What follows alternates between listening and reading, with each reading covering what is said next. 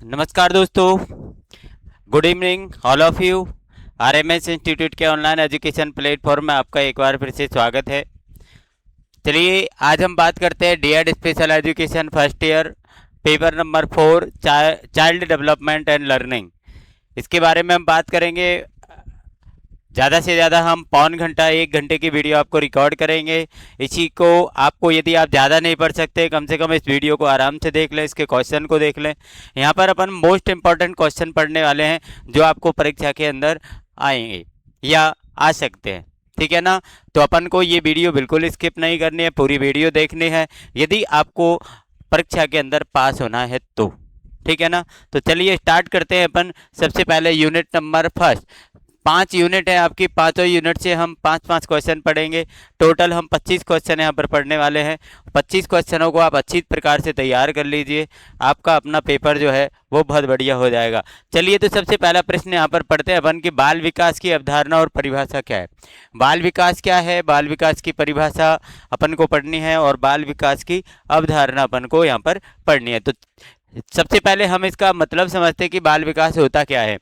बाल विकास वह निरंतर प्रक्रिया जिसके द्वारा जन्म से लेकर वयस्क होने तक बालक के शारीरिक, मानसिक, संवेगात्मक, सामाजिक, नैतिक तथा भाषा संबंधी सभी पक्षों में क्रमिक परिवर्तन एवं परिपक्वता आती है। बाल विकास क्या है? जब बच्चा जन्म लेता है और वयस्क होने तक, बच्चे के जन्म लेने से और वयस्क होने तक जो उसके शरीर में परिवर्तन आता है, मानसिक रूप से, संवेगात्मक, सामाजिक, नैतिक, भाषा, इन सभी में क्रमिक परिवर्तन होता है, मतलब एक क्रम से परिवर्तन होता है। और इस परिवर्तन को हम क्या कहते हैं? बाल विकास कहते हैं। क्या कहते हैं? बाल विकास कहते हैं। इसकी प्रमुख परिभाषाएं, दो आपको परिभाषाएं यहाँ पर हमने दी हैं। यदि आपसे याद हो जाए तो परिभाषा आप याद जरूर कर लें, दो नहीं तो एक जरूर कर लें।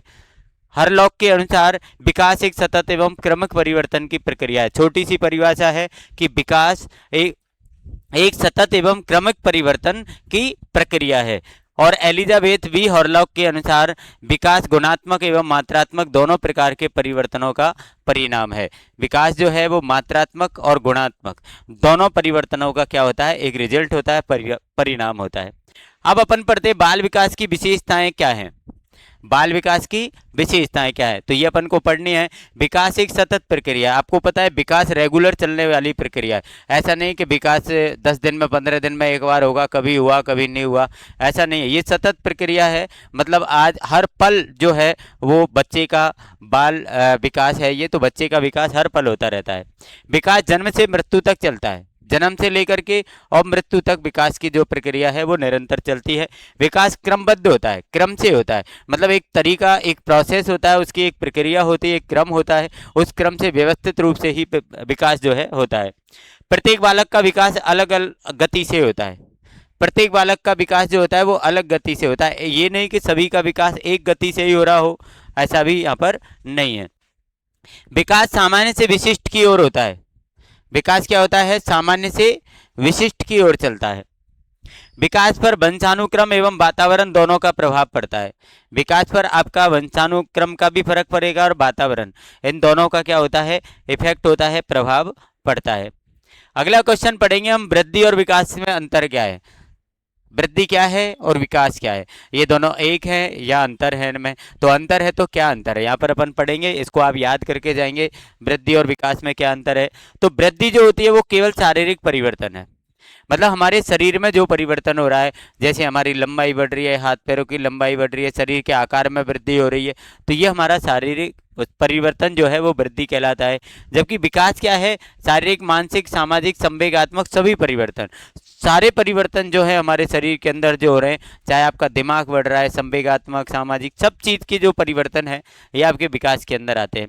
वृद्धि मात्रात्मक परिवर्तन होता है। मात्रात्मक मतलब अपन को पता है कि इसकी लंबाई कितने इंच बढ़ी, है ना, तो इसको हम मात्रात्मक में काउंट कर सकते हैं। लेकिन जो विकास होता है उसको हम मात्रात्मक नहीं, दोनों प्रकार से काउंट कर सकते हैं। गुणात्मक और मात्रात्मक दोनों परिवर्तन विकास के अंदर आते हैं।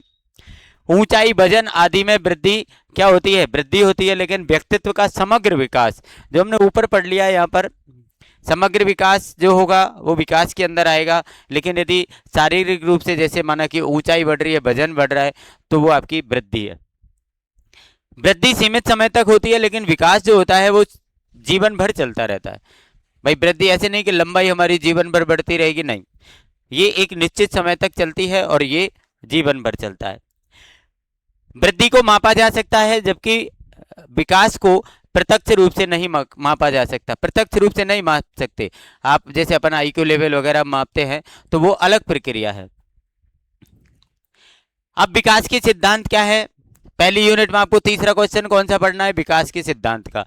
तो विकास के सिद्धांत यहाँ पर आपको ये विकास के निम्नलिखित सिद्धांत दिए गए हैं। जैसे निरंतरता का सिद्धांत, निरंतरता का सिद्धांत क्या कहता है कि विकास निरंतर चलता रहता है, विकास कभी भी मनुष्य का रुकता नहीं है, जन्म से लेकर के मृत्यु तक विकास लगातार चलता रहता है।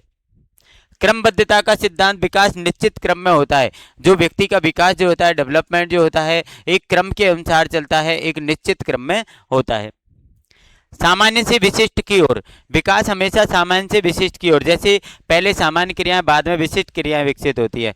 पहले जो बच्चे की सामान्य क्रियाएं विकसित होती है, लेकिन धीरे धीरे जो बच्चा है वो विशेष क्रियाएं उसकी विकसित होने लग जाती है और वो विशेष कार्य संपन्न करने में समर्थ होता है। सिर से पैर की ओर, पहले सिर का नियंत्रण, फिर धड़ और पैरों का विकास। सिर से पैर की तरफ विकास चलता है, जैसे सबसे पहले बच्चा जो है अपने सिर पर कंट्रोल करता है, इसके बाद में धड़ पर कंट्रोल करता है और इसके बाद में उसके पैरों का विकास होता है। केंद्र से बाहर की ओर, पहले शरीर का मध्य भाग विकसित होता है, फिर हाथ पैर। पहले शरीर का क्या होता है, मध्य भाग विकसित होता है और इसके बाद उसके हाथ और पैर विकसित होते हैं। छठा हमारा सिद्धांत है व्यक्तिगत भिन्नता, हर बालक की विकास गति अलग होती है। आपको पता है प्रत्येक बालक की विकास करने की जो गति होती है वो बिल्कुल अलग अलग होती है, ये अपन का छठा सिद्धांत हो गया। सातवां परिपक्वता एवं अधिगम का सिद्धांत, विकास में जैविक परिपक्वता और सीखना दोनों आवश्यक है। विकास में दोनों चीज आवश्यक होती है, कौन कौन सी, परिपक्वता भी आवश्यक होता है और अधिगम मतलब सीखना, ये दोनों चीजें जो है आवश्यक होती हैं। पहली यूनिट में चौथा क्वेश्चन है जो आपको तैयार करना है वो है विकास को प्रभावित करने वाले कारक, कि विकास को ऐसी कौन कौन से कारक हैं जो इस पर इफेक्ट डालते हैं, इसको प्रभावित करते हैं। तो पहला जो कारण है वो है वंशानुक्रम, बुद्धि, रंग, कद आदि पर प्रभाव। वंशानुक्रम मतलब वंशानुगत रूप से यदि अपन देखा जाए तो बुद्धि, रंग और कद पर प्रभाव पड़ता है। मतलब जैसे माता पिता का रंग होगा, कद होगा या बुद्धि होगी, ऐसे उनके बच्चों पर भी इसका प्रभाव पड़ सकता है। दूसरा वातावरण, जैसे परिवार है, विद्यालय, समाज है, वो कौन से परिवार में रह रहा है, किस विद्यालय में पढ़ने जा रहा है, कैसे समाज में रह रहा है, इस वातावरण का प्रभाव भी बच्चे पर पड़ता है। पोषण, संतुलित भोजन विकास के लिए आवश्यक है। संतुलित भोजन, बच्चे को कैसा भोजन मिल पा रहा है, यदि उसको संतुलित भोजन, अच्छा आहार मिल रहा है तो बच्चा जो है वो किसी प्रकार से प्रभावित नहीं होगा उसका विकास, और यदि उसको अच्छा भोजन नहीं मिल पा रहा है तो उसका विकास प्रभावित होगा। स्वास्थ्य, स्वास्थ्य भी बच्चे को बेहतर मिलना चाहिए, यदि बच्चे का स्वास्थ्य सही नहीं है तो उसका जो विकास है वो क्या होगा, आपका प्रभावित होता है। परिवार, परिवार का वातावरण व्यक्तित्व निर्माण करता है। परिवार का हमारा जो वातावरण होता है वो बच्चे के व्यक्तित्व का निर्माण करता है, कि बच्चे का व्यक्तित्व परिवार के माहौल के अकॉर्डिंग जो है वो प्रभावित होता है। सामाजिक एवं आर्थिक स्थिति, आर्थिक स्थिति भी विकास को प्रभावित करती है। आपको पता है यदि कोई आदमी की आर्थिक स्थिति जो है वो डाउन है, उसकी अच्छी स्थिति नहीं है, तो उसका विकास प्रभावित होता है। खेल एवं मनोरंजन, खेल बच्चों के सर्वांगीण विकास में सहायक होते हैं। खेल जो होता है बच्चे का सर्वांगीण विकास करता है, मतलब पूर्ण विकास जो है खेल के द्वारा होता है। पांचवा प्रश्न अपन को तैयार करना है पहली यूनिट में, बाल विकास की विभिन्न अवस्थाएं। अवस्थाएं कौन कौन सी हैं हमारे बाल विकास की, तो चलिए देखते हैं। पहली अवस्था होती है गर्भावस्था। गर्भावस्था में गर्भ धारण से जन्म तक की अवस्था आपकी जो है वो गर्भावस्था के अंदर होती है। शैशव अवस्था जो जन्म से लगभग 2 वर्ष तक चलती है, जन्म से और 2 वर्ष तक की कौन सी अवस्था हो गई, शैशव अवस्था। इसमें तीव्र शारीरिक विकास होता है, आपने देखा होगा बच्चे का शारीरिक विकास जो है वो शुरुआती दिनों में तेज गति से होता है। प्रारंभिक बाल्यावस्था जो 2 से 6 वर्ष तक चलती है। भाषा एवं सामाजिक विकास इसके अंदर देखने को मिलता है, बच्चा क्या है धीरे धीरे बोलने लगता है। उत्तर बाल्यावस्था जो 6 से 12 वर्ष तक के समय के लिए होती है, इसमें विद्यालय की शिक्षा और बौद्धिक विकास बच्चे का होता है। किशोर अवस्था जो 12 से 18 वर्ष के बीच होती है, इसमें शारीरिक, मानसिक, भावनात्मक परिवर्तन तीव्र होते हैं। इसमें सबसे तेज गति से जो परिवर्तन होते हैं वो होते हैं शारीरिक, मानसिक और भावनात्मक। आपको यदि ये 5 प्रश्न भी आपने पहली यूनिट में अपने तैयार कर लिए तो पहली यूनिट जो है वो आपकी ठीक ठाक आराम से हो जाएगी। दूसरी यूनिट में अपन को क्वेश्चन नंबर 6 अधिगम की परिभाषा एवं विशेषता क्या है, अधिगम के बारे में अपन पढ़ेंगे। अधिगम का मतलब होता है सीखना। अधिगम का मतलब क्या होता है? सीखना। अधिगम का अर्थ, अधिगम वह प्रक्रिया है जिसके द्वारा व्यक्ति अनुभव, अभ्यास एवं प्रशिक्षण के माध्यम से अपने व्यवहार, ज्ञान, कौशल एवं दृष्टिकोण में अपेक्षाकृत स्थायी परिवर्तन लाता है। अधिगम क्या है? एक प्रक्रिया है जिसमें जिसके द्वारा व्यक्ति जो होता है अपने अनुभव के द्वारा, अपने अभ्यास के द्वारा और प्रशिक्षण, जो उसको प्रशिक्षण दिया जा रहा है उसके माध्यम से अपने व्यवहार में, ज्ञान में, कौशल में और दृष्टिकोण में क्या करता है? अपेक्षाकृत स्थायी परिवर्तन लाता है। परमानेंट परिवर्तन उसका होता है, उसको अपन क्या कहते हैं? अधिगम कहते हैं। अब इसकी परिभाषा की बात करें अपन तो क्रो एवं क्रो के द्वारा इसकी परिभाषा दी गई। और क्या दी गई कि अधिगम आदतों, ज्ञान एवं दृष्टिकोण के अर्जन की प्रक्रिया है। अधिगम किसकी प्रक्रिया है? आदत, ज्ञान और दृष्टिकोण के अर्जन की प्रक्रिया है। अधिगम की क्या विशेषताएं होती है? यहाँ पर अपन को 8 विशेषताएं अधिगम की दी गई, इनको अपन को याद करना है, पढ़ना है। जैसे अधिगम एक सतत प्रक्रिया है, आपको पता है सीखना भी आपको रेगुलर ही पड़ेगा, सतत प्रक्रिया है, लगातार होने वाली प्रक्रिया है। अनुभव एवं अभ्यास पर आधारित होता है, सीखना आपके अनुभव और अभ्यास पर आधारित होता है। आपको कितना एक्सपीरियंस पहले से है और कितना आप क्या कर रहे हैं? अभ्यास कर रहे हैं। व्यवहार में अपेक्षाकृत स्थायी परिवर्तन लाता है, ये व्यवहार में कैसा परिवर्तन लाएगा? स्थायी परिवर्तन लेकर आता है।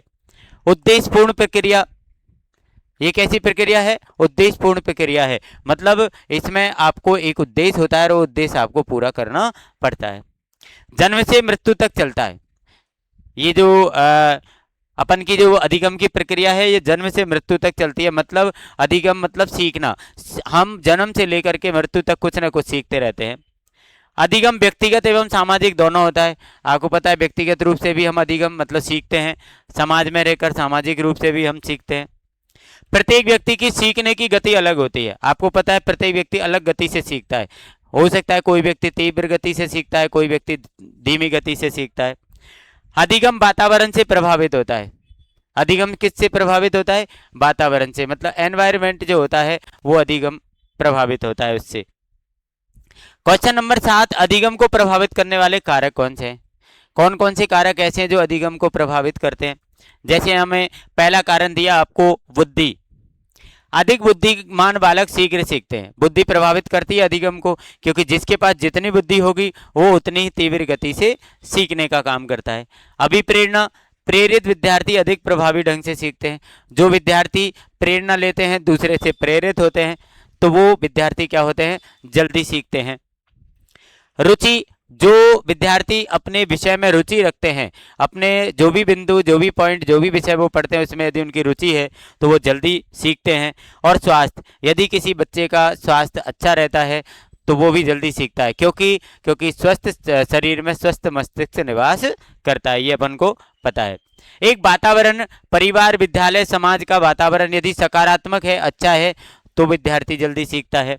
शिक्षक, यदि योग्य और कुशल शिक्षक उनको यदि अध्यापन का कार्य करा रहा है, सिखा रहा है, तो बच्चा जल्दी सीखता है। और शिक्षण विधि, उपयुक्त शिक्षण विधियां सीखने को सरल बनाती हैं। जैसे बच्चे आपके सामने बैठे हैं और उन बच्चों के जैसी ही सरल और अच्छी शिक्षण विधि का यूज आपने किया है तो बच्चे जो है वो जल्दी सीखते हैं। एक पुनर्बलन होता है, प्रशंसा एवं पुरस्कार। जैसे माना कि आपने किसी बच्चे ने कोई अच्छा काम किया, आपने उसकी प्रशंसा कर दी, आपने उसको कोई पुरस्कार दे दिया, ठीक है ना, तो उससे भी बच्चे की सीखने की गति बढ़ती है।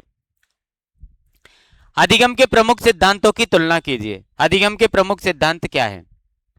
देखिए यहाँ पर सिद्धांत प्रयत्न एवं त्रुटि, ठीक है ना, ये आपका एडवर्ड जो है इन्होंने इसका प्रतिपादन किया है। मुख्य इनका विचार है बार बार प्रयास करके सीखने का, इन्होंने सिद्धांत दिया कि बार बार प्रयास जो है करके अपन सीख सकते हैं। शास्त्रीय अनुबंधन, जो पावलोव का सिद्धांत है, ये उद्दीपन एवं अनुक्रिया से संबंधित होता है। क्रियात्मक अनुबंधन B.F. स्किनर का है, ये पुरस्कार और दंड द्वारा सीखने के पर आधारित है। सामाजिक अधिगम जो है वो अल्बर्ट बंडूरा के द्वारा दिया गया है, अनुकरण और अवलोकन से सीखने पर जोर देता है। संज्ञानात्मक सिद्धांत जो है वो जीन पिगेट द्वारा दिया गया है, जो सोच एवं मानसिक विकास द्वारा सीखने पर बल देता है। ठीक है ना, ये सिद्धांतों के बारे में आप इतना, कौन सा सिद्धांत किसने दिया है और किस पर वो बल देता है, उसका मुख्य विचार क्या है, ये अपन को याद रखना है। क्वेश्चन 9 यहाँ पर आता है, अभ्यास एवं पुनर्बलन का अधिगम में क्या महत्व है। अभ्यास का और पुनर्बलन, इन दोनों का अधिगम में मतलब सीखने में क्या महत्व है। तो देखिए, सबसे पहले अभ्यास के बारे में अपन बात करते हैं। तो अभ्यास क्या होता है, ये आपको पता है, किसी कार्य को बार बार जो हम करते हैं वो हमारा क्या है, अभ्यास है। किसी कार्य को बार बार करने में उससे दक्षता आती है। यदि आप किसी काम को बार बार कर रहे हैं तो उस कार्य में आपको क्या आ जाएगी, दक्षता आ जाएगी। अब अभ्यास का महत्व क्या होता है, सीखना स्थायी होता है। सीखना कैसा होता है, स्थायी होता है। त्रुटियां कम होती हैं। यदि आप अभ्यास करेंगे तो उसमें आपको जो कमियां हैं वो आपको कम मिलेंगी, त्रुटियां कम मिलेंगी। आत्मविश्वास बढ़ेगा आपका। कार्य में गति एवं शुद्धता आती है। कार्य में क्या होता है, गति मिलती है और शुद्धता आती है। पुनर्बलन क्या है, सही कार्य करने पर प्रशंसा, पुरस्कार, प्रोत्साहन देना पुनर्बलन कहलाता है। कोई बच्चे ने सही कार्य किया, अच्छा कार्य किया, कोई क्वेश्चन का आंसर सही ढंग से बता दिया, हम उसको प्रशंसा कर दें, उसको पुरस्कार दे दें, ये पुनर्बलन कहलाता है। अब इसका क्या महत्व है, इससे भी सीखने में रुचि बढ़ेगी। बच्चा क्या है, पुरस्कार मिलने से या प्रशंसा मिलने से वो ज़्यादा सीखने का में उसकी रुचि जो है वो बढ़ेगी। सही व्यवहार को प्रोत्साहन मिलता है। एक अच्छे व्यवहार को इसके द्वारा प्रोत्साहन भी मिलता है, प्रेरणा बढ़ती है। अधिगम अधिक प्रभावी एवं स्थायी बनता है। अधिगम जो है वो बहुत प्रभावी बनेगा और स्थायी भी बनेगा। क्वेश्चन नंबर 10 दूसरी यूनिट का हमारा ये लास्ट क्वेश्चन है, अधिगम के प्रकारों की व्याख्या कीजिए। अधिगम के कौन कौन से प्रकार हैं। तो पहला प्रकार है औपचारिक अधिगम। विद्यालय, महाविद्यालय आदि में योजनाबद्ध रूप से प्राप्त शिक्षा। आपको पता है खूब, औपचारिक शिक्षा के बारे में आपने खूब पढ़ रखा है, जो एक संस्था के अंदर रह करके विद्यार्थी प्राप्त करता है, चाहे वो विद्यालय है, महाविद्यालय है, यूनिवर्सिटी है, कोई भी है। अनौपचारिक अधिगम क्या होता है, अनौपचारिक जैसे आप परिवार, समाज या दैनिक जीवन से कुछ सीख रहे हैं तो वो आपकी अनौपचारिक अधिगम हो गया। अनौपचारिकेतर अधिगम, विशेष प्रशिक्षण, कार्यशाला और कौशल विकास कार्यक्रमों के माध्यम से सीखना। जैसे कहीं कहीं पर हमारे विशेष प्रशिक्षण या कार्यशाला आयोजित की जाती है, वहाँ पर लोगों को बुलाया जाता है, कौशल विकास के कार्यक्रम जो है वहाँ पर चलाए जाते हैं, उनमें यदि कोई सीखता है तो वो आपका क्या होता है, अनौपचारिकेतर अधिगम कहलाता है। एक संज्ञानात्मक अधिगम क्या है, जो सोच, समझ एवं तर्क के माध्यम से सीखता है। जो बच्चा अपने सोच के आधार पर, अपनी समझ के आधार पर, तर्क के आधार पर जो बच्चा सीखता है उसको अपन क्या कहते हैं, संज्ञानात्मक अधिगम कहते हैं। एक होता है सामाजिक अधिगम, दूसरों का अवलोकन एवं अनुकरण करके सीखना। दूसरों का अवलोकन करके और अनुकरण करके, मतलब दूसरों को देख करके सीखना होता है। इसके बाद हमारा प्रश्न नंबर आ जाता है 11, मतलब unit number 3। Unit number 3 question number 11 से 15 तक रहेगी आपकी। तो यहाँ पर हम पावलोव का जो शास्त्रीय अनुबंधन का सिद्धांत है उसके बारे में हम यहाँ पर पढ़ने वाले हैं। ये क्या है, एक रूस के प्रसिद्ध मनोवैज्ञानिक थे, उन्होंने कुत्तों पर प्रयोग करके शास्त्रीय अनुबंधन सिद्धांत प्रस्तुत किया। इन्होंने किस पर प्रयोग किया, इन्होंने कुत्तों पर प्रयोग किया। ये चीज ध्यान रखनी है अपन को कि किस मनोवैज्ञानिक ने किस पर अपना जो है सिद्धांत का क्या किया है, प्रयोग किया है। तो इन्होंने कुत्तों पर किया है। क्या किया है इन्होंने, प्रयोग क्या किया कि कुत्तों को भोजन देने पर उसके मुंह में लार आती थी। जब हम कुत्ते को कोई भी भोजन देते थे, खाने की वस्तु देते थे, तो उनके मुंह से क्या आ जाती थी, लार आती थी। भोजन देने से पहले घंटी बजाई जाती थी। भोजन देने से पहले घंटी बजाई जाती थी, मतलब उनको एक ऐसा मतलब एहसास करा दिया, एक्सपीरियंस कर दिया कि जैसे ही घंटी बजाई जाएगी तो कुत्ते समझ जाएंगे कि उनको भोजन मिलने वाला है। कुछ दिनों तक यह प्रक्रिया दोहराई गई और कुछ दिनों तक हमने क्या किया, इस प्रक्रिया को दोहराते गए। बाद में केवल घंटी बजाने पर भी कुत्ते के मुंह में लार आने लगी। पहले तो जहां भोजन देखने के बाद कुत्ते के मुंह में लार आती थी, लेकिन अब बार बार अभ्यास करने से जैसे ही घंटी बजाई जाती थी तो कुत्ते के मुंह में लार आ जाती, क्योंकि वो समझ जाता था कि घंटी का मतलब क्या है, भोजन प्राप्त होगा। घंटी का मतलब क्या है, भोजन प्राप्त होगा। इसका सिद्धांत क्या है कि यदि किसी तटस्थ उद्दीपन को बार बार प्राकृतिक उद्दीपन के साथ प्रस्तुत किया जाए तो तटस्थ उद्दीपन भी प्रतिक्रिया उत्पन्न करने लगेगा। मतलब जैसे जिस प्रकार से खाने से लार टपकती थी, लेकिन हमने खाने से पहले घंटी बजाना प्रारंभ कर दिया और धीरे धीरे यही बार बार दोहराते गए, तो जो कुत्ता है वो समझ गया कि घंटी बजने का मतलब भोजन मिलना है, तो घंटी बजने से भी उसके मुंह में लार आ जाती थी। शिक्षा में इसका क्या महत्व है? जैसे अच्छी आदतों का इससे विकास हो जाएगा, अच्छी आदतें विकसित हो जाएगी बच्चे के अंदर। अनुशासन बनाए रखने में भी ये सहायता करेगा। किसमें? अनुशासन बनाए रखने में सहायक होगा। सकारात्मक वातावरण का निर्माण होगा, सकारात्मक वातावरण का इससे निर्माण हो जाएगा। भय एवं गलत आदतों को दूर करने में उपयोगी है ये, भय और गलत आदतों को दूर करने में भी उपयोगी है। और प्रेरक शिक्षण में सहायक है, प्रेरक शिक्षण में सहायक है। इसकी सीमाएं क्या है, दोष क्या है इसमें? केवल सरल व्यवहार की व्याख्या करता है। ये क्या है? एकदम नॉर्मल व्यवहार की व्याख्या कर सकता है बस, सोच और तर्क की भूमिका को महत्व नहीं देता। इसमें यदि अपन सोच और तर्क की भूमिका का महत्व देखें तो बिल्कुल इसमें महत्व नहीं होता है, और सभी प्रकार के अधिगम पर लागू नहीं होता है। ये जो होता है वो प्रत्येक अधिगम पर लागू नहीं होता है। चलिए question number 12, B F Skinner के क्रियात्मक अनुबंधन सिद्धांत का वर्णन कीजिए। क्रियात्मक अनुबंधन सिद्धांत क्या है? इन्होंने बताया कि पुरस्कार और दंड के माध्यम से व्यवहार सीखा जाता है। इन्होंने क्या बताया? पुनर्बलन पर बल दिया कि प्रशंसा करो बच्चे की, बच्चे को आप पुरस्कार दो, बच्चे को आप यदि लगे तो उसको पनिशमेंट भी दो, दंड भी दो, सजा भी दो, इससे बच्चा जो है वो सीखता है। यहाँ पर स्किनर ने किस पर प्रयोग किया? चूहे को। स्किनर ने किस पर प्रयोग किया? चूहे पर, यह ध्यान रखना है, ठीक है ना। तो स्किनर ने एक चूहे को विशेष डिब्बे में रखा, एक डिब्बा में बंद कर दिया चूहा, और लीवर दबाने पर भोजन मिलता था। जैसे लीवर दबाया जाता था वैसे चूहे को भोजन मिल जाता था। अब देखिए चूहा भोजन के लिए तो आपको पता है उत्सुक है, लेकिन उसको पता लगने लगा धीरे धीरे कि जैसे ही लीवर दबेगा वैसे ही भोजन मिलेगा, ठीक है। बार बार भोजन मिलने से चूहा लीवर दबाना सीख गया। बार बार क्या है? लीवर दबाने से भोजन मिलता, लीवर दबाया भोजन मिलता, लीवर दबाया भोजन मिलता। तो जब भी उसको भोजन की आवश्यकता होती थी तो वो किसको दबाता था? लीवर दबाता था। मतलब उसको इस बात का क्या हो गया? अभ्यास हो गया। सिद्धांत क्या है कि जिस व्यवहार के बाद सकारात्मक परिणाम पुरस्कार मिलता है उसे उसके दोहराए जाने की संभावना बढ़ जाती है। मतलब लीवर दबाने के बाद चूहे को भोजन मिलता था, इसलिए वो लीवर दबाना जल्दी सीख गया।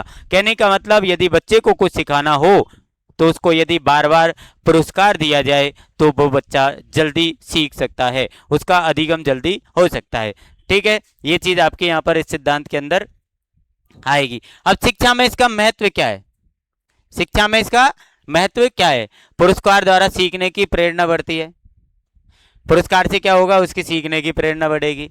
सही व्यवहार विकसित होगा, अच्छा व्यवहार उसके अंदर विकास हो जाएगा। अनुशासन बनाए रखने में सहायक होगा, डिसिप्लिन बना रहेगा।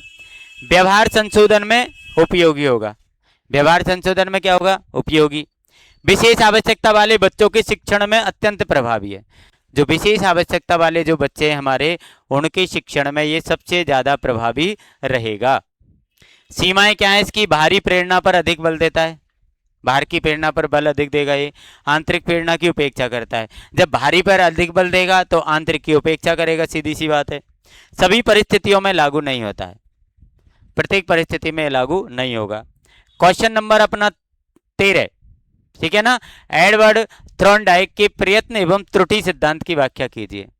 प्रयत्न और त्रुटि सिद्धांत इन्होंने क्या किया है? बिल्ली पर प्रयोग किया है। देखिए अपन ने कुत्ता, चूहा और बिल्ली, तीन अब तक जानवरों के प्रयोग सीखे, तो इन्होंने बिल्ली पर प्रयोग करके सिद्धांत प्रस्तुत किया। क्या किया कि बिल्ली को उन्होंने पिंजरे में बंद कर दिया, बिल्ली को पिंजरे में बंद कर दिया।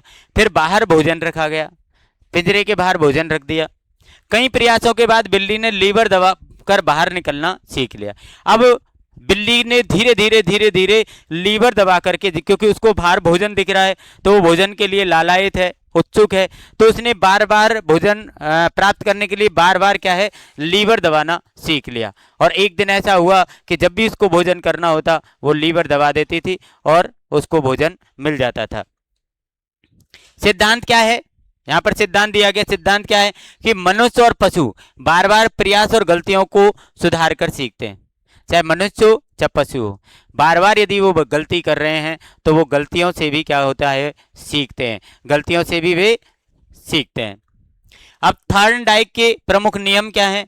जैसे तत्परता का नियम इन्होंने दिया, सीखने के लिए तैयार व्यक्ति जल्दी सीखता है। जो सीखने के लिए तैयार होता है वो व्यक्ति जल्दी सीखता है। जैसे व्यक्ति के मन में है कि मुझे ये चीज सीखनी है तो वो सीखेगा क्योंकि वो तत्पर है। अभ्यास का नियम, बार बार अभ्यास से अधिगम मजबूत होता है। जो व्यक्ति बार बार किसी चीज का अभ्यास कर रहा है तो उसका अधिगम मजबूत हो जाएगा। प्रभाव का नियम, सुखद परिणाम वाले कार्य दोहराए जाते हैं। जिन लोगों को जिस कार्य में सुख मिलता है, आनंद मिलता है, वो कार्य व्यक्ति बार बार क्या करता है, दोहराता है। अब शिक्षा में इसका क्या महत्व है?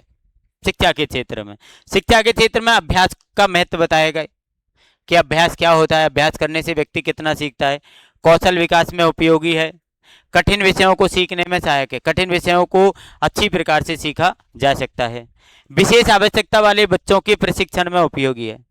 जो विशेष आवश्यकता वाले बच्चे होते हैं उनके प्रशिक्षण में सबसे ज़्यादा उपयोगी है, आत्मविश्वास को ये बढ़ाता है। सीमाएं क्या हैं इसकी, दोष क्या हैं? सोच एवं समझ की भूमिका कम करता है, सोच और समझ की भूमिका कम कर देता है क्योंकि इसमें बार बार एक्सपीरियंस होता है। तो एक्सपीरियंस से, अनुभव से, अभ्यास से ये व्यक्ति काम करता है। सभी प्रकार के अधिगम की व्याख्या नहीं करता और प्रत्येक अधिगम की व्याख्या नहीं करता, मतलब प्रत्येक चीज इससे सिखाई नहीं जा सकती है। क्वेश्चन नंबर हमारा 14 आ जाता है, अल्बर्ट बंडूरा के सामाजिक अधिगम सिद्धांत की व्याख्या कीजिए। सामाजिक अधिगम सिद्धांत क्या है? देखिए, अल्बर्ट बंडूरा ने बताया कि बच्चे दूसरों का अवलोकन एवं अनुकरण करके सीखते हैं। इन्होंने क्या बताया कि बच्चे जो होते हैं वो दूसरों का अवलोकन करते हैं, दूसरों को देखते हैं और उनका अनुसरण करते हैं, मतलब जैसा वो कर रहे होते हैं वैसा ही वो बच्चे करते हैं।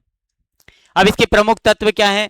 ध्यान, स्मृति, पुनरुत्पादन और प्रेरणा, ये चार चीज इसके प्रमुख तत्व है। ध्यान, एक तो उसका क्या है कि ध्यान उसकी तरफ होगा क्योंकि वो दूसरों को देखकर सीखेगा। एक स्मृति, वो याददाश्त भी उसकी तेज होगी, उसको याद रखेगा वो स्मृति में।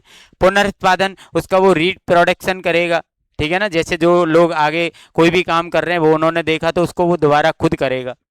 और प्रेरणा, और वो उनसे क्या करता है, प्रेरणा प्राप्त करता है। अब इसका सिद्धांत क्या है कि बच्चे माता पिता, शिक्षक और साथियों के व्यवहार को देखकर उसी प्रकार का व्यवहार सीखते हैं। बच्चे जो होते हैं वो अपने माता पिता को देखते हैं, शिक्षक को देखते हैं, अपने बड़े भाई बहन को, परिवार के लोगों को देखते हैं, समाज के लोगों को देखते हैं, अपने मित्रों को देखते हैं और उनके अकॉर्डिंग ही अपना कार्य करते हैं, उनके अकॉर्डिंग सीखते हैं, ठीक है ना। इसका शिक्षा में क्या महत्व रहेगा? शिक्षा में इसका महत्व रहेगा कि शिक्षक आदर्श भूमिका निभाता है। शिक्षक सबसे ज्यादा आदर्श भूमिका इसके अंदर निभाएगा। नैतिक मूल्यों का विकास होगा, सहयोग और अनुशासन विकसित होगा, लोगों में आपस में सहयोग की भावना बढ़ेगी, अनुशासन भी इसमें विकसित होगा। मॉडल आधारित शिक्षण प्रभावी बनता है, मॉडल आधारित जो शिक्षण है वो क्या बनेगा, प्रभावी बनेगा। समावेशी शिक्षा में ये उपयोगी है। किस में उपयोगी है? समावेशी शिक्षा में इसका उपयोग है। सीमाएं क्या है इसकी? व्यक्तिगत भिन्नताओं को कम महत्व देता है, व्यक्तिगत भिन्नताओं को ये क्या करता है, कम महत्व देता है। सभी व्यवहार केवल अनुकरण से नहीं सीखे जाते, जितने भी व्यवहार हैं वो सभी व्यवहार अनुकरण से नहीं सीखे जा सकते, मतलब कुछ व्यवहार ऐसे हैं उनके लिए कुछ अलग से सीखना पड़ता है, सभी व्यवहार देखकर नहीं सीखे जा सकते, ये इसकी क्या है, सीमा है। 15वां हमारा सिद्धांत है, जीन पिगेट के संज्ञानात्मक विकास सिद्धांत का वर्णन कीजिए। ये सिद्धांत क्या है? जीन पिगेट ने बताया कि बालकों का बौद्धिक विकास क्रमिक अवस्थाओं में होता है। कैसी अवस्था में होता है? क्रमिक, मतलब क्रम से विकास होता है। संज्ञानात्मक विकास की 4 अवस्थाएं हैं। पहली संवेदी गामक अवस्था जो 0 से 2 वर्ष तक चलती है, 0 से 2 वर्ष तक, ये इंद्रियों और गतिविधियों द्वारा इसमें बच्चा सीखता है। पूर्व सक्रियात्मक अवस्था जो 2 से 7 वर्ष तक चलती है, इसमें भाषा का विकास होता है, कल्पना शक्ति अधिक होती है। भाषा का विकास और कल्पना शक्ति इसकी क्या होती है, अधिक होती है। मूर्त सक्रियात्मक अवस्था जो 7 से 11 वर्ष तक चलेगी, तर्क एवं समस्या समाधान का विकास होगा इसमें, तर्क का और समस्या समाधान का, और ठोस वस्तुओं के आधार पर सोचते हैं। ये किसके आधार पर सोचते हैं? ठोस वस्तुओं के आधार पर। औपचारिक सक्रियात्मक अवस्था जो 11 वर्ष या उससे अधिक होती है, इसमें अमूर्त चिंतन विकसित होता है बच्चे का, तार्किक एवं वैज्ञानिक सोच विकसित होती है बच्चे की। तर्क के माध्यम से वो सीखता है, वैज्ञानिक मतलब खोज वगैरह करना, नए प्रयोग करके वो चीजें सीखता है। अब इसका शिक्षा में क्या महत्व है? आयु के अनुसार इसमें शिक्षण दिया जा सकता है, क्योंकि आपको पता है आयु के अनुसार ये डिवाइड है। गतिविधि आधारित है, एक्टिविटी इसके अंदर होगी। बाल केंद्रित है, बच्चे के ऊपर पूर्ण रूपेण केंद्रित रहेगा। समस्या समाधान क्षमता का विकास इसके अंदर होगा, समस्याओं का समाधान हो जाएगा। समावेशी कक्षा में उपयुक्त शिक्षण योजना बनाने में सहायक है। ये क्या है? समावेशी कक्षा में उपयुक्त शिक्षण योजना, जो बच्चे के लिए काम आएगी, ऐसी शिक्षण योजना बनाने में ये सक्षम है। सीमा क्या है? सभी बच्चों का विकास समान गति से नहीं होता। आपको पता है सभी बच्चों का विकास अपन समान गति से नहीं कर सकते। दूसरी सीमा क्या है? सामाजिक और सांस्कृतिक प्रभावों को कम महत्व दिया गया है। सामाजिक और सांस्कृतिक प्रभावों को इसमें महत्व नहीं दिया गया है। ये यहाँ पर अपन के जो सिद्धांत हैं, महत्वपूर्ण सिद्धांत हैं, 1 2 3 4 5, 5 सिद्धांत हमने पढ़े। पांचों सिद्धांतों को अपन को पढ़ना है इसके अंदर, और इनको अच्छी प्रकार से अपन को याद रख लेना है। अब हमारी यूनिट आ जाती है नंबर 4, क्वेश्चन नंबर 16, बुद्धि की परिभाषा एवं प्रकार लिखिए। Question number 16।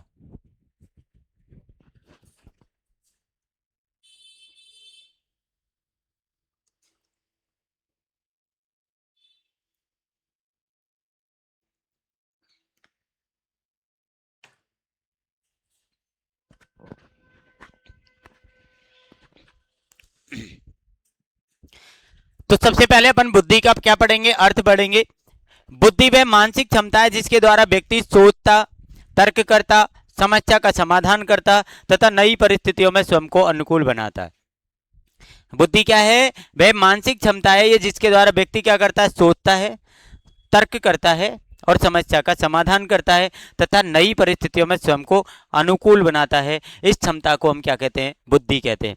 इसकी परिभाषाएं 2 दी गई हैं, ठीक है ना। अल्फ्रेड बिनेट के अनुसार बुद्धि निर्णय लेने, समझने और तर्क करने की क्षमता है।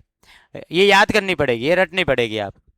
और एक डेविड बैचलर के अनुसार बुद्धि व्यक्ति की उद्देश्यपूर्ण कार्य करने, तर्कसंगत सोचने या वातावरण के साथ प्रभावी समायोजन करने की क्या है? समग्र क्षमता है। अब देखिए बुद्धि के प्रकार यहाँ पर दिए। जैसे सामान्य बुद्धि, ये सामान्य कार्य करने की क्षमता रखता है। जो सामान्य कार्य को करने की क्षमता रखता है या आसानी से कर लेता है, वो सामान्य बुद्धि है। विशिष्ट बुद्धि, विशिष्ट बुद्धि क्या है? विशिष्ट बुद्धि है किसी विशेष क्षेत्र में उत्कृष्ट क्षमता।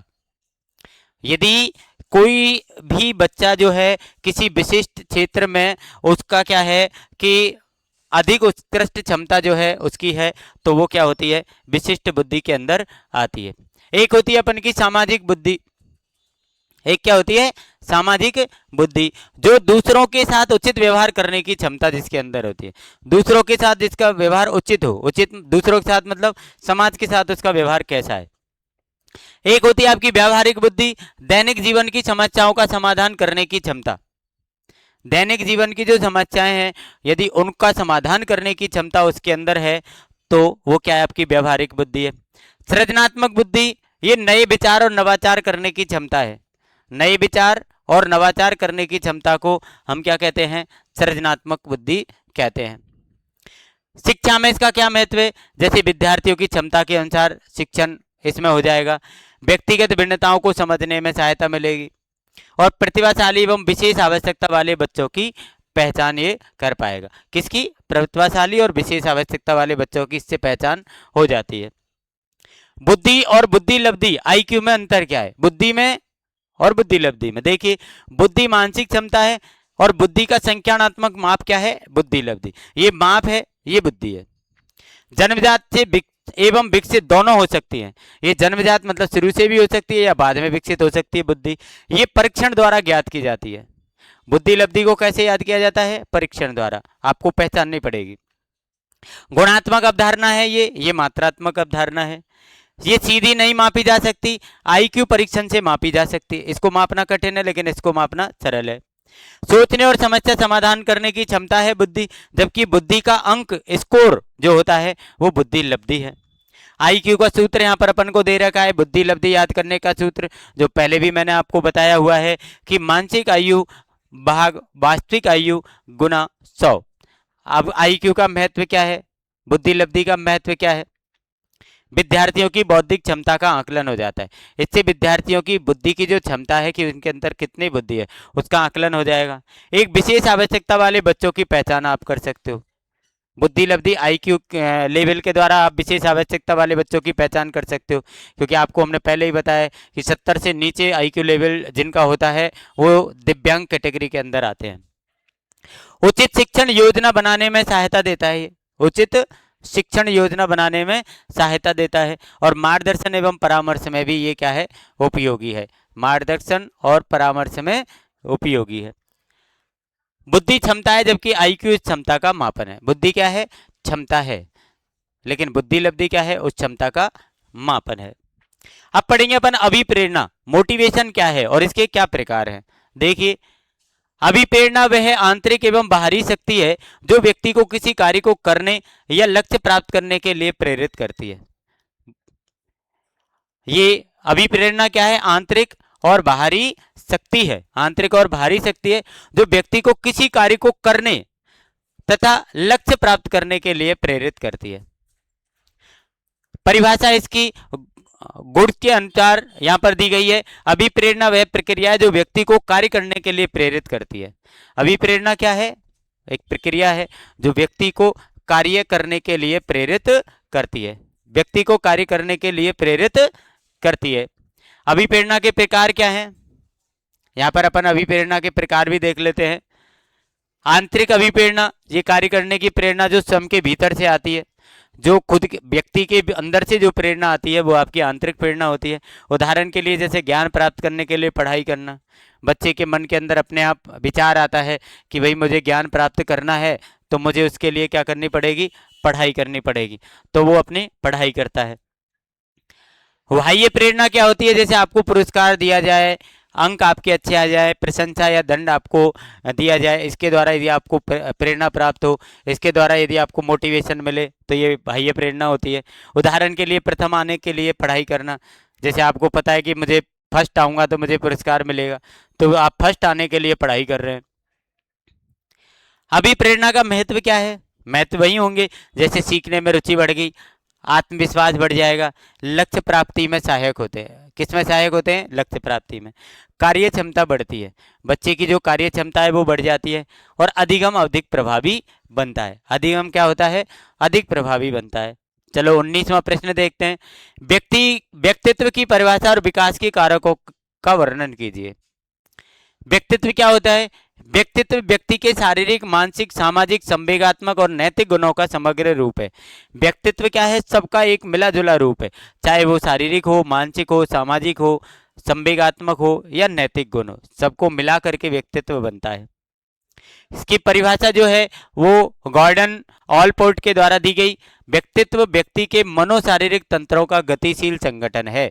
ये इन्होंने परिभाषा दी, तो परिभाषा को आप इसके अनुसार जो दी गई है इसको आप रट सकते हैं, इसको आप रट लें। व्यक्तित्व विकास के कारक कौन कौन से हैं, व्यक्तित्व विकास के कारक कौन कौन से कारक अपन थोड़ा सा पढ़ लेते हैं। यहाँ पर इसके कारक कौन कौन से, देखिए यहाँ पर कारक देख लीजिए आप। सबसे पहला यहाँ पर कारक दे रखा है वंशानुक्रम, है ना, परिवार, विद्यालय, समाज, स्वास्थ्य, शिक्षा, आर्थिक स्थिति, मित्र समूह, सांस्कृतिक वातावरण। ये सभी व्यक्तित्व के विकास में क्या होते हैं, उपयोगी होते हैं। जैसे वंशानुक्रम, अपन को पता है वंशानुक्रम का भी प्रभाव पड़ता है, परिवार का प्रभाव व्यक्तित्व पर पड़ता है, विद्यालय का पड़ता है, समाज का पड़ता है, स्वास्थ्य, शिक्षा, ये जो कारक है इनका सबका प्रभाव हमारे किस पर पड़ता है, व्यक्तित्व पर पड़ता है। व्यक्तित्व का महत्व क्या है, महत्व वही आत्मविश्वास का विकास हो जाएगा, सामाजिक समायोजन देखने को मिलेगा, नेतृत्व क्षमता का विकास होगा। किसका, नेतृत्व क्षमता का विकास होगा और जीवन में सफल हो सकता है व्यक्ति, जीवन में उसको क्या मिलेगी, सफलता प्राप्त होती है। क्वेश्चन नंबर 20 है, व्यक्तित्व मापन की प्रमुख विधियों का वर्णन कीजिए।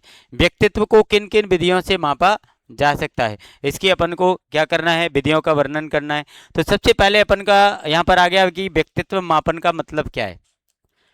व्यक्ति के व्यवहार, रुचि, अभिवृत्ति एवं गुणों का अध्ययन करने की प्रक्रिया को व्यक्तित्व मापन कहते हैं। यदि आप व्यक्तित्व के व्यवहार को, रुचि को, अभिवृत्ति को और गुणों का अध्ययन करने की जो प्रक्रिया है इसको अपन क्या कहेंगे, व्यक्तित्व मापन कहेंगे। अब इसकी प्रमुख विधि यहाँ पर अपन को दी गई है। जैसे अवलोकन विधि है एक, तो जिसमें व्यक्ति के व्यवहार का प्रत्यक्ष डायरेक्ट निरीक्षण किया जाएगा, प्रत्यक्ष निरीक्षण किया जाएगा। साक्षात्कार विधि है, इसमें प्रश्न पूछकर अपन जानकारी प्राप्त करेंगे। साक्षात्कार आप जानते हैं, इंटरव्यू। प्रश्नावली, इसमें अपन प्रश्न पूछ करके और उनका उत्तर जान करके उसके व्यक्तित्व की जानकारी प्राप्त करेंगे। निर्धारण मापनी, जिसमें विभिन्न गुणों का अंकन करके मूल्यांकन करेंगे। जैसे प्रक्षेपी विधि, इसमें अपन चित्र, कहानी, अस्पष्ट सामग्री के माध्यम से व्यक्तित्व का अध्ययन करेंगे। मनोवैज्ञानिक परीक्षण, जिसमें मानकीकृत परीक्षण द्वारा व्यक्ति का मापन किया जाएगा।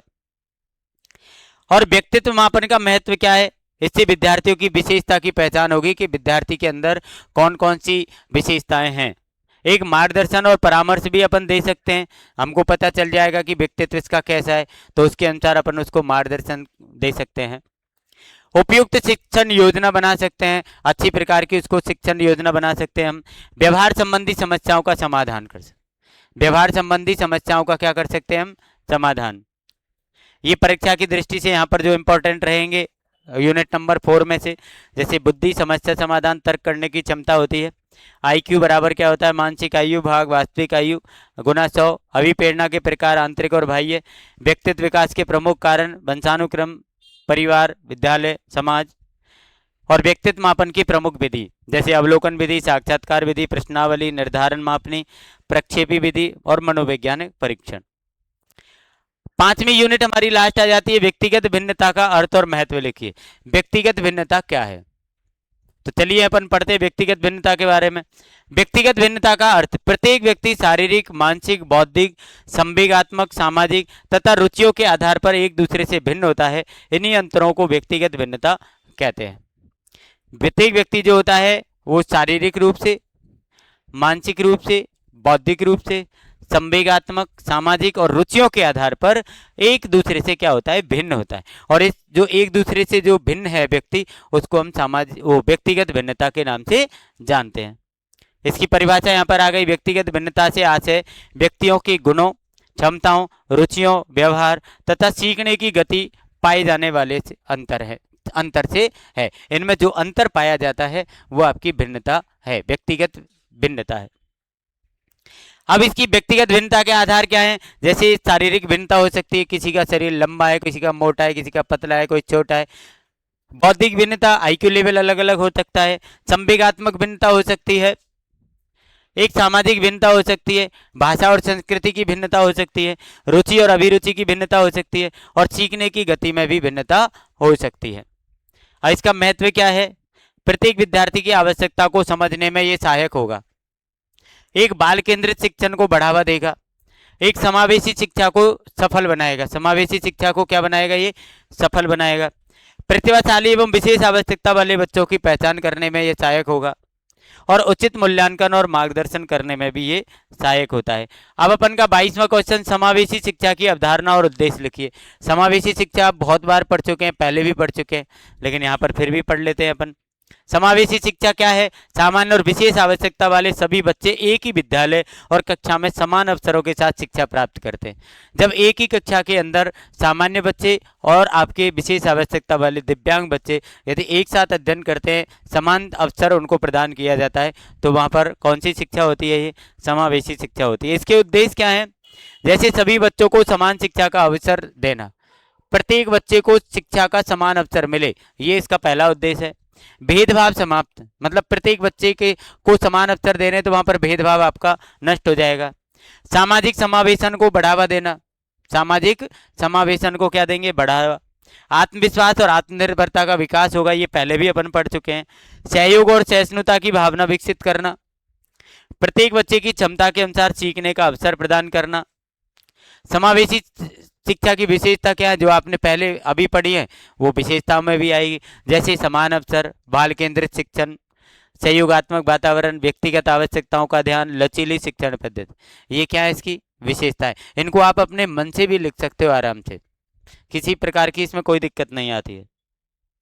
क्वेश्चन नंबर 23 है, यहाँ पर विशेष आवश्यकता वाले बच्चों के लिए शिक्षक की भूमिका का वर्णन कीजिए।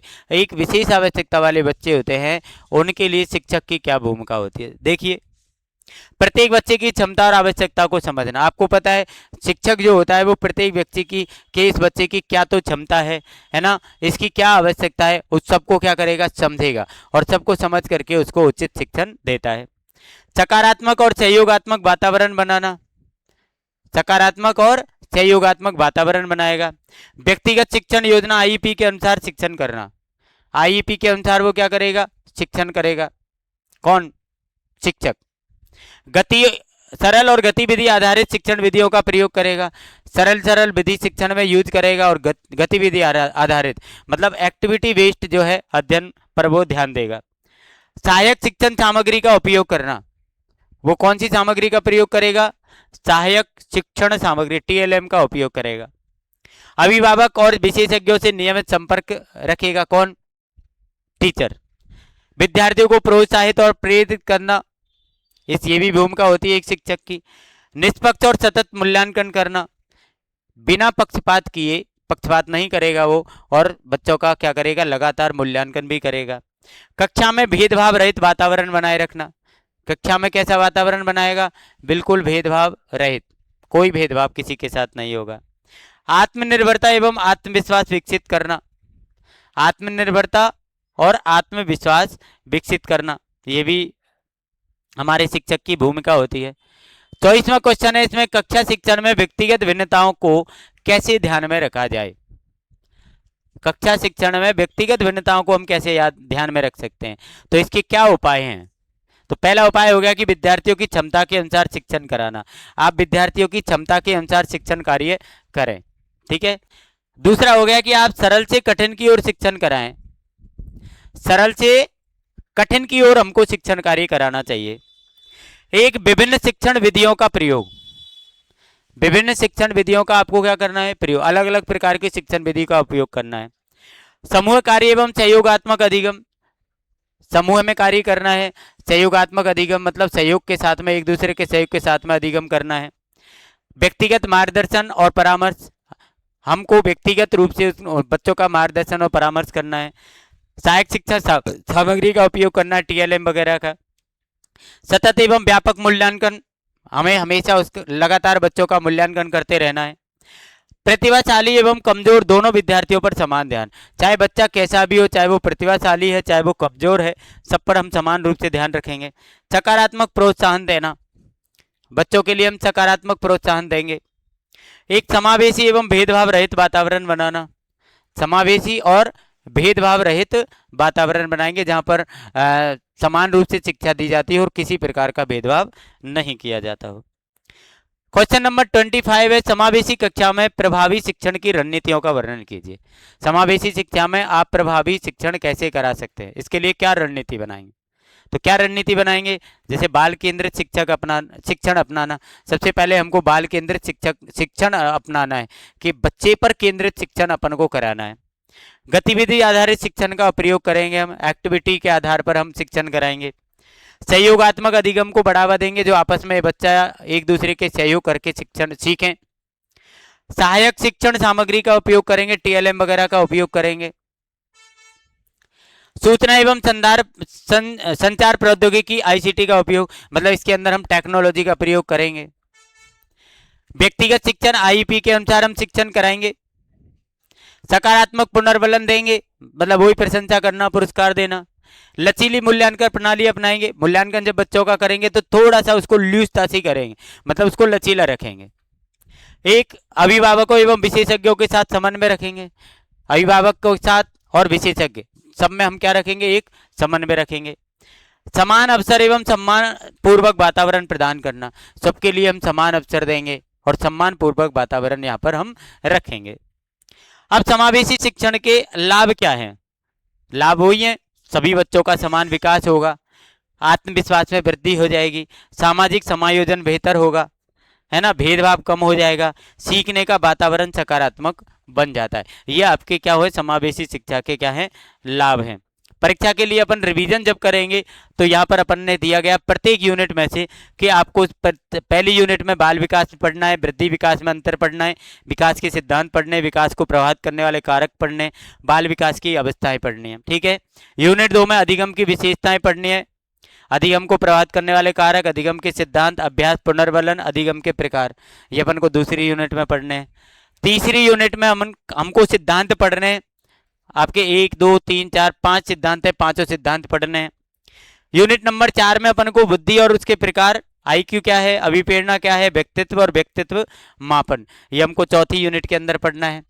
पांचवी यूनिट में हमको व्यक्तिगत भिन्नता क्या है, समावेशी शिक्षक क्या है, शिक्षक की भूमिका क्या है, कक्षा में व्यक्तिगत भिन्नताओं का ध्यान और समावेशी कक्षा की शिक्षण रणनीतियां, ये हमको पांचवी यूनिट के अंदर पढ़नी है। यहाँ पर हमने आपको कुछ मोस्ट इंपॉर्टेंट क्वेश्चन भी जो है यहाँ पर हमने एक साथ कलेक्ट किए हैं, ठीक है ना। Unit number 1, unit number 2, unit number 3, unit number 4, unit number 5, और परीक्षा में सबसे अधिक इंपॉर्टेंट आपके ये रहने वाले हैं। इनको अपन जो है पढ़ के जाएंगे। बुद्धि विकास में अंतर, विकास के सिद्धांत, अधिगम की परिभाषा, विशेषताएं, और ये आपके 5 सिद्धांत, बुद्धि और आईक्यू, अभिप्रेरणा, व्यक्तित्व, व्यक्तिगत भिन्नता, समावेशी शिक्षा और शिक्षक की भूमिका, ये सारी चीज़ें जो है हमने यहाँ पर आपको एक इम्पॉर्टेंट तरीके के रूप में जो है पूरी पेपर जो है यहाँ पर हमने आपका क्लियर करा दिया है। इसको आप पढ़ लो आराम से, और इससे संबंधित आप जो है जैसा क्वेश्चन आए, जितनी शब्द सीमा का क्वेश्चन आए, उसके अनुसार आप उसकी शब्द सीमा लिख सकते हैं, ठीक है। तो आप पढ़ते रहिए, मेहनत करते रहिए, पेपर दीजिए ध्यान से, किसी प्रकार का कोई डिप्रेशन ना रखें, आराम से अपना पेपर करें और ज़्यादा से ज़्यादा कॉपी के अंदर लिखकर आप आएँ, ये ध्यान रखें विशेष रूप से, ठीक है। तो thank you for your support and best of luck for your exam and your bright future. Thank you.